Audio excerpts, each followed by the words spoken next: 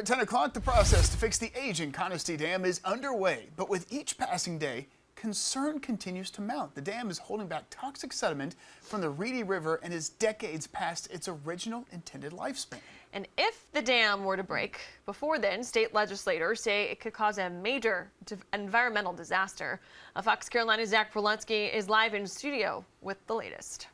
Well, Justin and Tori, 40 miles south of this dam, the Reedy River flows into Lake Greenwood, which was created back in the late 1930s.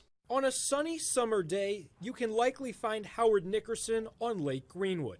The scenery and the water and fishing.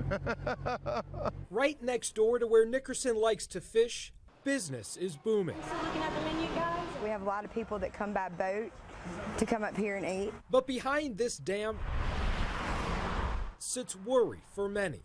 That would hurt not only the boaters, but the people that fish off the docks. You know, it really hurt them. If the Conestee Dam breaks, it would result in more than 2 million cubic yards of contaminated sediment flowing downstream.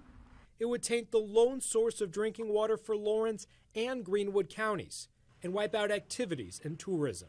My first initial thought was that there's a chance that it would affect our restaurant and, you know, our livelihood for most of us. After securing millions of dollars in funding, work on the Conestee Dam restoration project has ramped up in recent weeks. Right now, those in charge have selected a project manager, are figuring out the exact location for the new dam, and identifying all the needed permits. If it's outdated, it's outdated. We need to keep the people safe. Nickerson hopes that work gets finished before his favorite activity here turns into hook, line, and stinker. I wouldn't want to eat none of the fish. I wouldn't even want to fish. And work on the Conestee Dam is scheduled to last until 2026. For now, reporting, Zach Proletsky, Fox Carolina News.